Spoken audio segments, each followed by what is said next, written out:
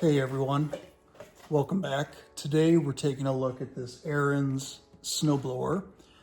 We're taking a look at fixing a very specific issue, more likely with the carb itself. Currently, what the snowblower is doing is it will start and run with full choke, and once it starts to heat up, you have to constantly keep manually priming the fuel. So that's a big clue as to, a fueling issue, the bowl possibly not getting filled up fast enough or enough of a feed. So we're gonna go ahead and kind of explore if it's gunked up, if we have some bad fuel, some varnishing from poor storage.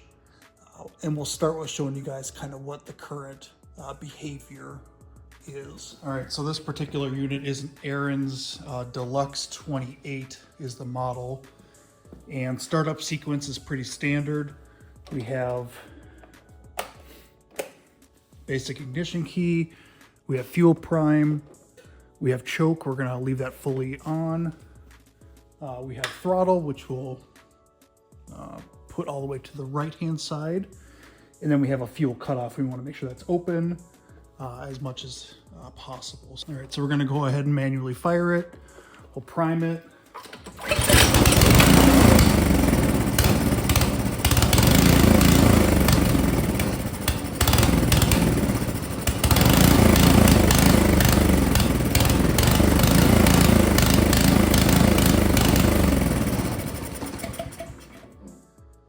And you can see our problem, which is when left to its own to idle down, it simply will not, with full choke. And you can see me continuing to prime it to keep it working there. So we're gonna go ahead and start tearing apart this whole area, get access to the carb, drain the bowl, and see what's going on there. All right, so this unit's pretty straightforward. We'll go ahead and get this cover taken off. So these are just gonna be a couple thumb screws here, and then the choke itself will just pop off. Put all these parts down below so that we don't lose things as we disassemble.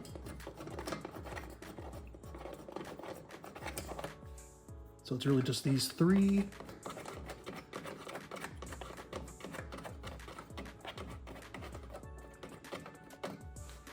Okay. This cover will pop over. We'll see the fuel prime itself and our ignition switch. We're gonna temporarily disconnect our ignition switch here by just, you can see it's just 2 wires on a small connector.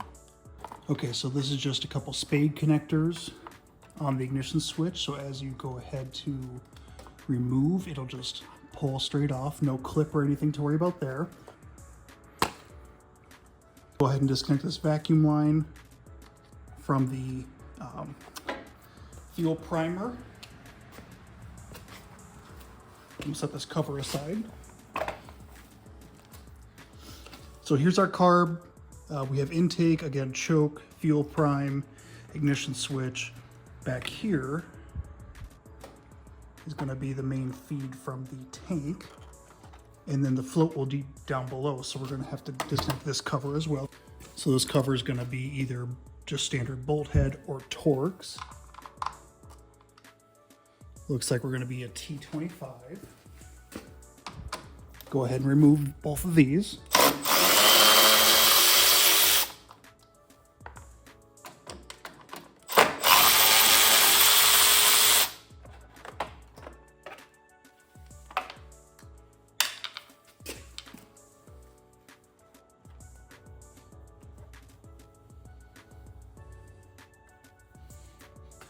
So with our cover off, you can now get a better look at the intake and the bowl, along with its drain bolt here, which we're going to get to.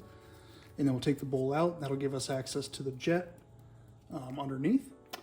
And you can see some saturation here, so that's kind of a red flag that we're gonna dig into and see the overall health of this carb. So we'll grab a miscellaneous bucket to drain the fluid into. So before we go ahead and start draining out of here, we want to make sure that our fuel cutoff, which you can see back here, turn our fuel off so we don't have a continuous flow with removal of the bowl. Something that we're also double checking is that all the linkages and everything are moving freely. So you'll be able to see right here is our main throttle linkage. We have our choke with its three different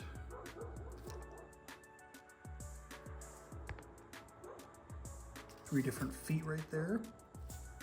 So we just want to make sure that everything's moving freely, nothing's gummed up and stuck. That looks good. So now we're going to take this drain bolt off. This should be a 13 mil.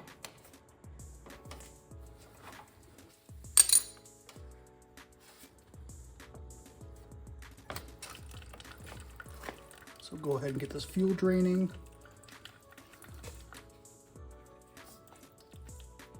And we'll take the plug fully out here and set this aside. Should have a little gasket to it, and then we should be able to take the bowl off after that.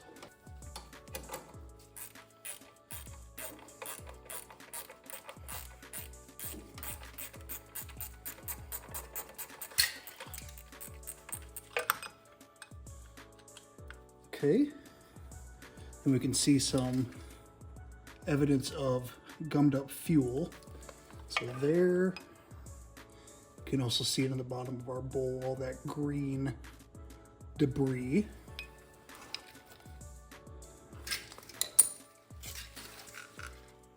So we'll go ahead and kind of inspect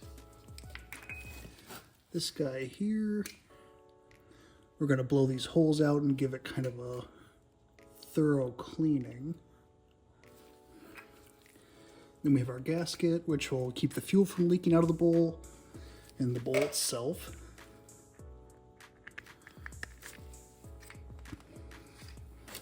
And then we'll have our float. Seems to be moving freely.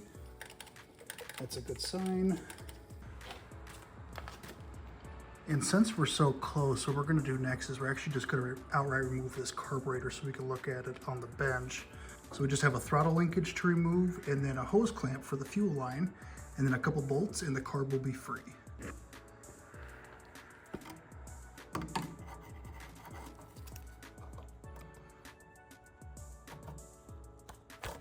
Now we've gotten that hose clamp removed, we're just gonna gently rock this fuel line back and forth. The trick here is just to disconnect any kind of corrosion, kind of free it up from the line, versus trying to slip it off and pry it and potentially rip or break it here. Work it enough, eventually you'll start to see it and hear it break free. And then now, this should pop off a lot easier. Possibly make some mess here. So have your drip bucket ready. A little bit, not too much. This linkage has a hook, so it kind of looks like this underneath it. So we'll go ahead and remove that after we get these two bolts out of here. These also appear to be Torx. So we'll see if we can get to those pretty easily here. So before we get to the bolts in the back of the carburetor, we're actually going to gain better access by outright removing these two here. So we're going to do those first. And these appear to be 8 mil, so we will just use a simple 1/4 inch setup here to remove these.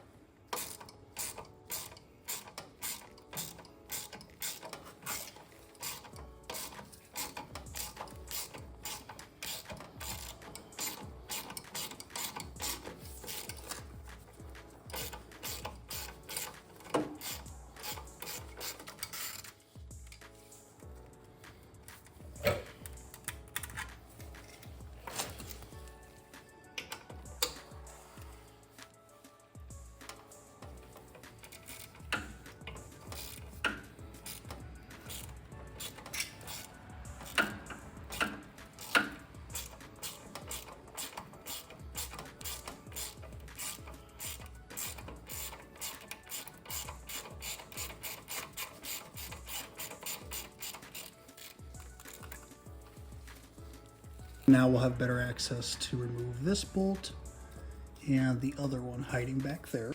So it looks like here we'll actually be able to get away with a direct shot on a T30 Torx to remove those. So we'll give that a shot here, see how that feels.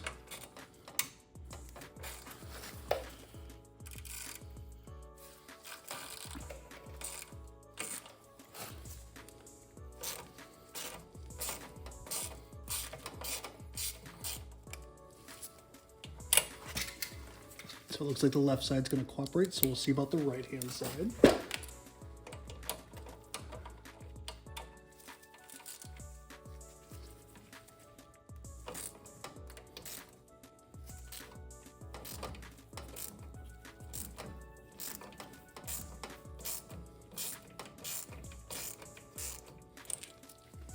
Okay, we'll see if we can get you guys a better view of what's going on here.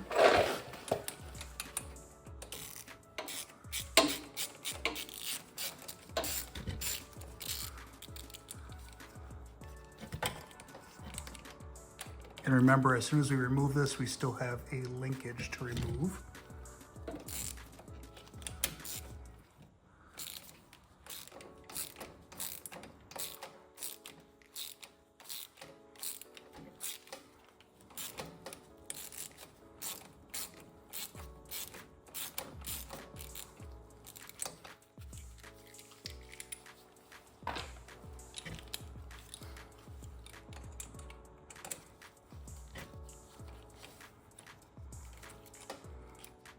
We have one bolt removed here.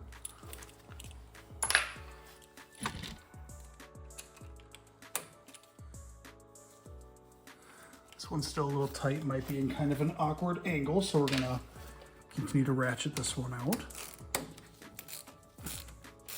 while stabilizing the carb with the backside of our hand here.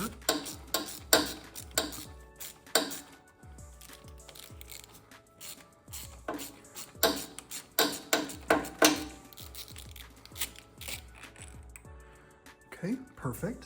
So we have this out now. You can see that these are shouldered bolts. They appear to be the same length, so you don't have to worry too much about which goes left or which goes right. Now here, we're gonna go ahead and kind of move the carb a little bit so that we can get this throttle linkage or cable out, just like that. Hard to kind of see, I'll kind of turn it here, but you can see that it is a J hook, so you just have to kind of get the right angle. And then here's our carb removed. So we're gonna go ahead, take a look inside, see if there's anything gummed up. The jet looks pretty clear, hard to see probably on camera. But we'll go ahead and see if we can't remove that, see if there's gunk in there, because that's more than likely what's going on. Is something debris-wise in the middle here. So we will inspect this, see if there's any other blockages that we can see, possibly in the fuel inlet here. Something we're also gonna double check is I'm gonna turn the fuel on and make sure that this flows properly, because you definitely wanna make sure that you are getting enough fuel to start. So I'm gonna go ahead and turn my valve on. And the flow seems pretty strong. So we aren't gonna have anything pressurized like an automotive environment with a fuel pump. This is more gravity fed. So in that case, we just wanna make sure that everything is nice and clean. So we'll probably go ahead and get some brake clean, spray this out, and then also see if we can remove this jet for further inspection.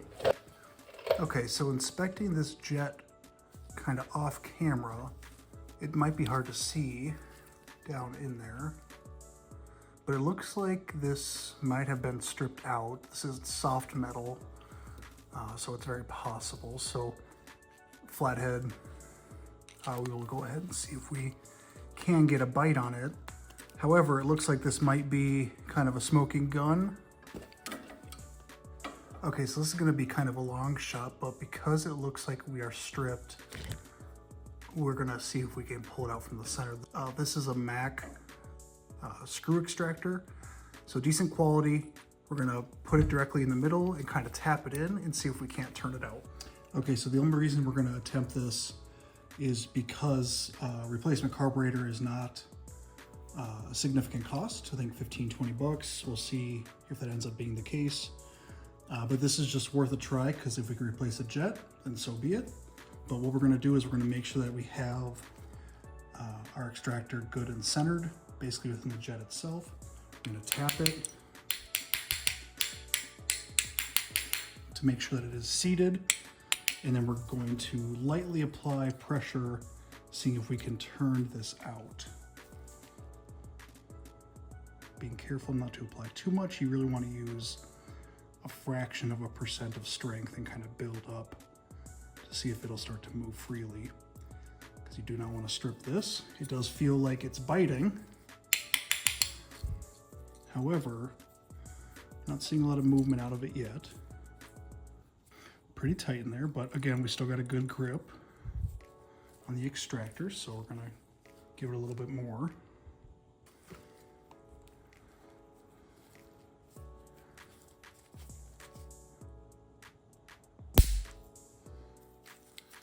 Okay, so that was kind of a scary break. We'll see if that actually got the jet, if it loosened it.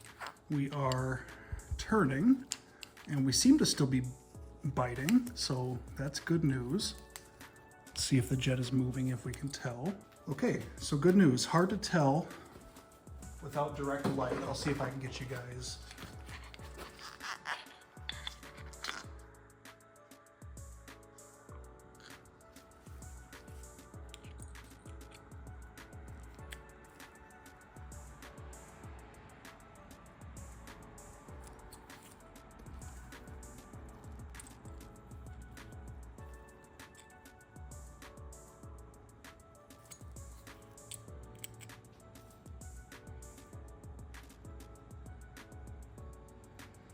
So it's one of those things that's pretty recessed, so it's hard to see, but I'll show you guys as we hopefully get closer to the surface here. It feels like we are moving in the right direction here. And I don't want to speak too soon, so we'll hold our breath here. You never want to jinx it. It's not out till it's out.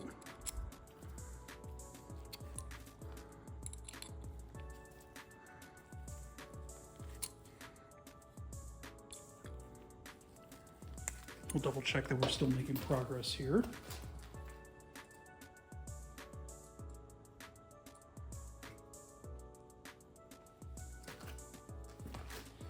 And we appear to be. I think we're just reaching the last point of resistance. Yep, we can hand spin it now. Okay, so moment of truth. And there we are. There's our jet with the extractor. See if we can see how gummed up this is, or boogered these threads are. You can kind of see just how fragile. There's nowhere to bite in with real torque to a flathead. So this was successful. More than likely we're gonna see, if we can get this out, we'll probably see either some obstruction down the center of this, but you can see remnants of bad fuel with the green.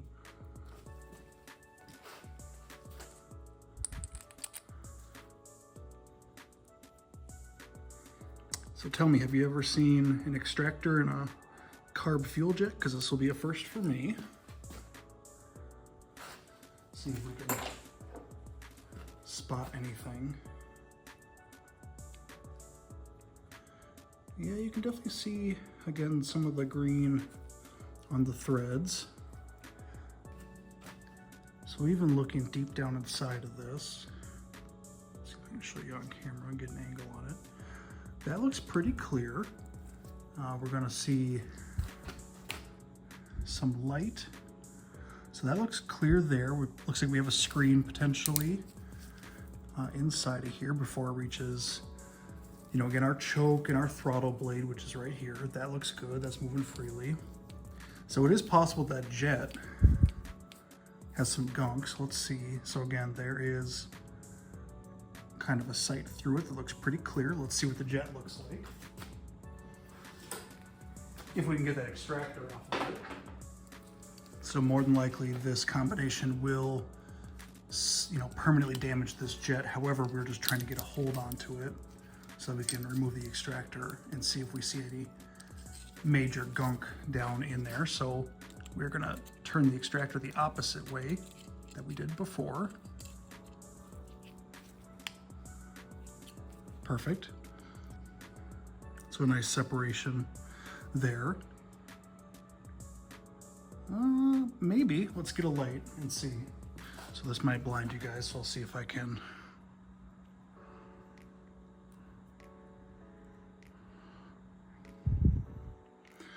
So what I'm seeing is it does look okay, but I bet you these, holes are more than likely what was gunked up and more than likely our problem. All right, so where we're at for today, who'd have thought that bad gas and varnishing would lead to jet problems and require extraction? Pretty common sense. You know, the bad gas would be our culprit here. So what we're gonna do is we're gonna leave the carb off for now. We have the snowblower in a decent condition to where we can order a fresh carb. We can also order another jet just to basically have a rebuilt, potentially somewhat rebuilt carb on hand. We might try to reassemble with a new jet. However, that, you know, might mean repeating the same work twice. So we'll see, you know, when the things get in, what we kind of do there. But for today, hopefully this will give you at least a little bit of an idea of what it takes to take a small engine carb off of a lawnmower, go-kart, snowblower, you name it. This will be a very simple, kind of repeatable process. And yeah, if you have any questions, let me know. We'll show part 2 when the repair, the new carb or the new jet gets here, kind of whatever route we decide to go there. So stay tuned for that. But if you have any questions or you want to see anything more specific about this guy here or anything on the unit itself, let me know, and I will see you guys next time.